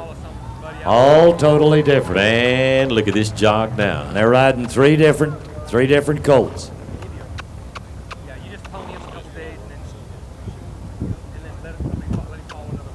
And Josh, lope at your discretion. Let's lope your horse now. I'm not going to lope him. I don't want to get him bucking, and I didn't get a chance to work on it. Okay. Josh is saying that he is not going to lope his horse right now. First thing that he's concerned about, of course, is safety, and he is going to forego that part of it because he is more concerned about the horse than he is a few points here this evening. You bet. Josh completed 10 of the possible 12 tasks in the first part. Josh's walk and jog were superior here tonight. He ran into a little trouble with his stop and stand for 10 seconds and the backing of his horse. But his 360-degree turns were very nice and in complete control. And now whenever you're ready, let's reverse and continue to walk. Just turn around and go the other way at the walk.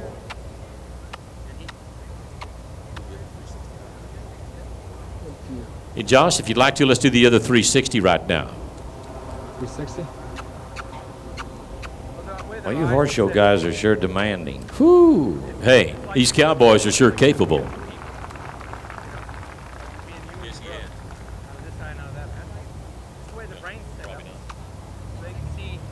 Josh, let's stop right there. Just stop and stand quietly.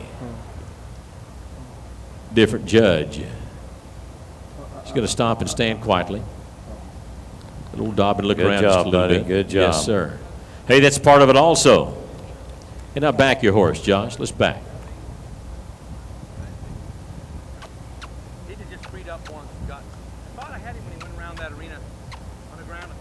And now walk on. Walk, please. Tell you what, Bob, he's come a long way now. It's a nice colt. Yes, sirree. This Good young trainer. man's done a marvelous job. Lost a little time at his round pen earlier because of the equipment issue, the size of the horse. These are pretty good sized colts. But he lost some precious time. But I tell you what, he's getting along well. I think he took advantage of that time that he had to wait and let that horse cool a little bit, let him settle. Jog when you're ready.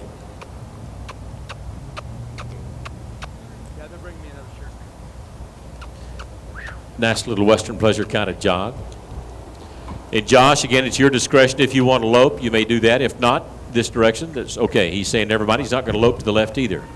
Yeah. And Josh now stepping over and taking a look at the obstacles. Again, he's got the opportunity to go through any he wants to go through in any order he wants to go through. I like it when you walk up here and stand like this and tell me something. Chaz just walked up, Josh, and said you've been in there 5 minutes. Doing well. Nice and quiet. Lots of time left. Look at this little horse, Bob, licking his lips. He's quiet. He's easy. Putting his head down where it needs to be as he watches and goes across the obstacles.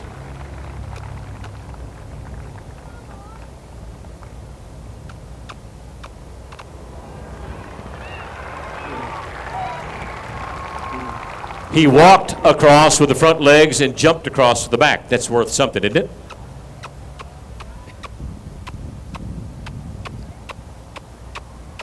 Take a look at the figure eight defined by the barrels, by the drums in the arena. If there's a colt out of the three that could buck somebody off, and you got to think about this stuff. It's my opinion, and opinions are like elbows. Everybody got a couple. If there's a horse in here that could buck as short couple as he is, I bet this colt be the one. That's why he's making a smart move. Don't put him in a position to make him want to hurt you or hurt himself.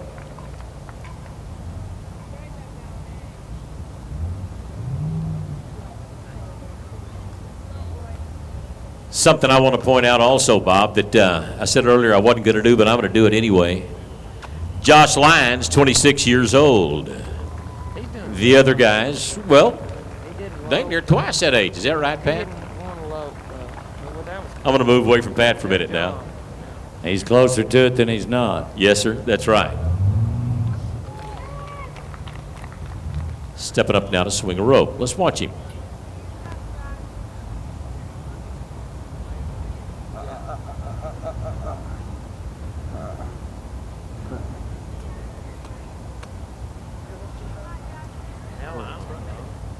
We're supposed to ride them again? They want us to go back.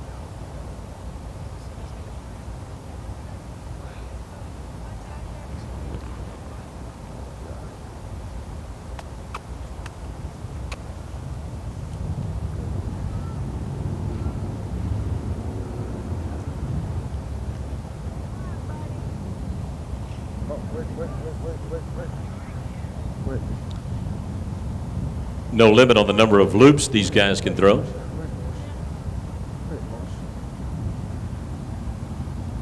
Josh, by the way, is a team roper, one of the new rodeo sports that he likes to be involved in, as well as bareback bronc riding. Saddle bronc. Saddle bronc, was that Susie just hollered that? Somebody did. Gotcha, saddle bronc riding, not bareback. That was Pirelli, wasn't it? Used to be bareback. Saddle bronc riding. That's the event he's getting involved in.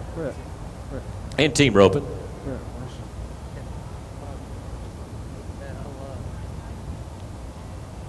When you got a left hand full of rope and 2-year-old, your concentration might be boogered up just a little bit. Shake it on, Josh. It'll count. Houlihan him.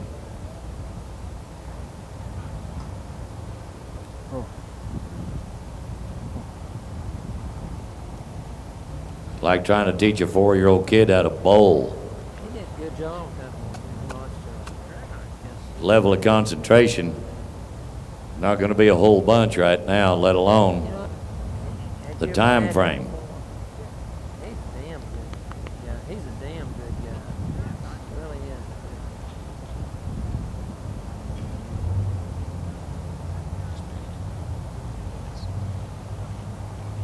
Josh, you've been in it for 10 minutes now. Still got plenty of time left. There you go. Good shot, bud. He's caught now, kids.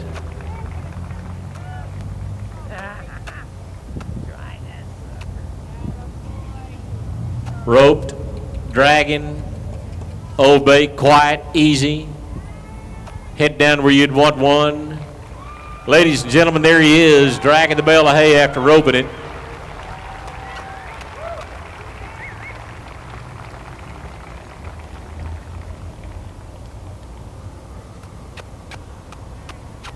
Hey, Josh, that horse is broke. Now he's going to jog with a bale of hay, too. Yes, sirree. Look at the horse. Look at his expression. Look how quiet he is.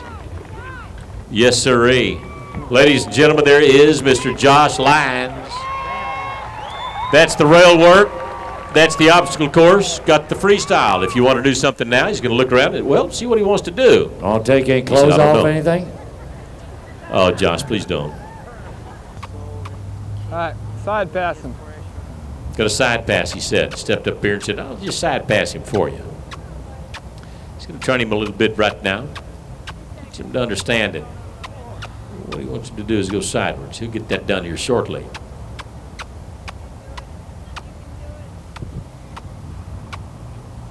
Yeah, he's getting there.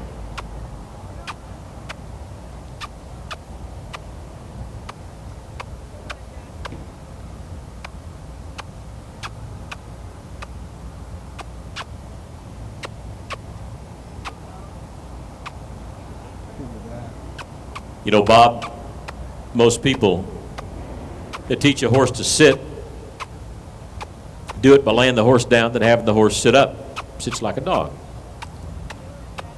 Josh was telling me last night at dinner that you can actually have one just from standing up, sit down. He told me how he did it. Pretty interesting. Josh can do a lot of things. He's done a great job. An unusual I believe anything you tell me right now. After watching Josh work, you bet. I'm pretty impressed. Yes, sir.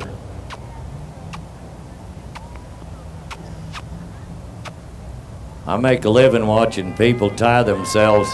There you go. On animals that don't do this. This is very, very impressive. How many of you would like to have this little bay horse that Josh is on right now, considering he's only had about 2.5 hours of training? You bet. A buttload of you. You know he's got a lot of life ahead of him. You bet. Josh, that it? Nice Ladies work, and gentlemen, buddy. there is Josh Lyons from Parachute, Colorado. You bet, stepping up and answering the call here in a whisper challenge in downtown Fort Worth, Texas. Bob Tallman, I've never seen anything like it in all my life, buddy. It's been a good one tonight. Ladies and gentlemen, how about it one more time for all three of our cowboys and their mounts at Bass bringing them to us. Rihanna Restaurant, along with Preferred, You Bet, KSCS Radio sponsors.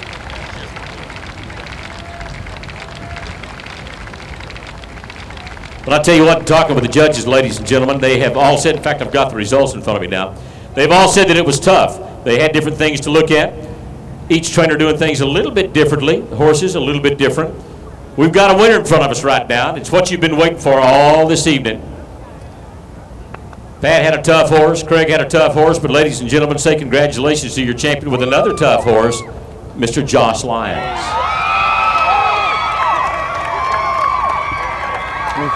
Remember, everybody want to know the ball. At the Rihanna Restaurant last night, I said, Josh, any predictions? I said, you want to say anything about these guys before we get started? How'd it come out, Josh? Well, like I said, it was a good time, a great time, and we're all winners. Everybody broke a horse, and comes down luck of the draw, and you got tough horses. You know, I've had horses that took me a day to get on, and it just happened I got a horse, he started off a little rough and came along really nice. Craig's horse started off easy and then got a lot harder. You know, and Pat just kind of stayed consistently hard. That's the horse he drew. But like I said, everybody's winners. There's all three different ways, and you should have learned something from everybody. So you're all winners, I think.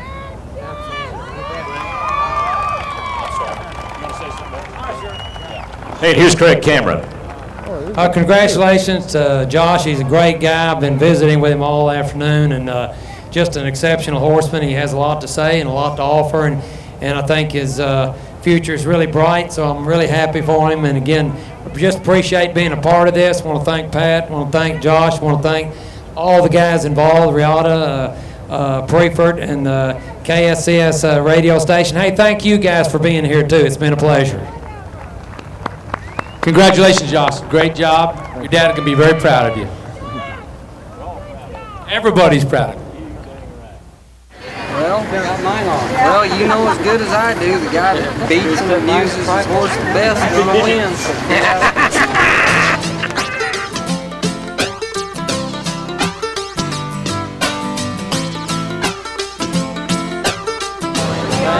Are these other rings? Steve Bland.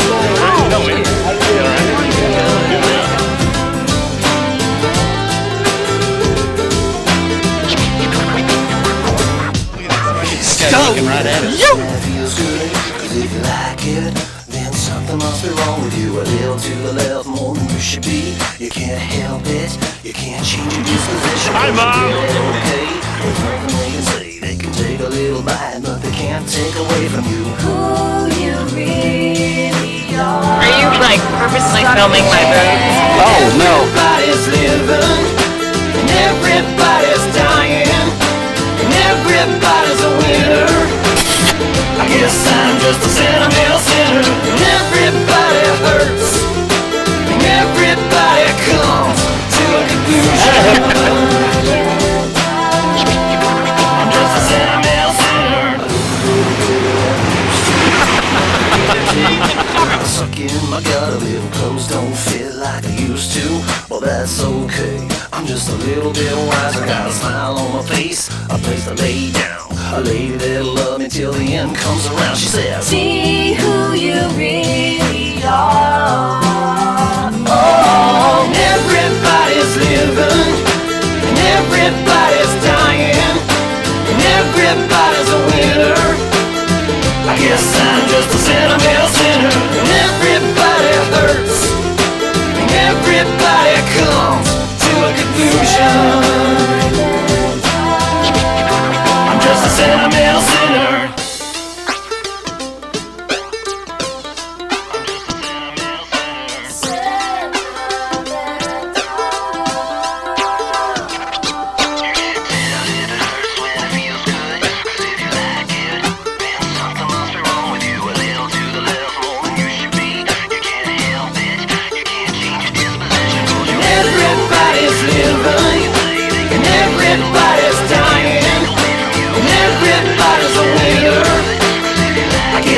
Just a sentimental sinner, when everybody hurts, and everybody comes to a conclusion. I'm just a sentimental sinner, and everybody's living, and everybody's dying, and everybody's a winner. I'm just a sentimental sinner.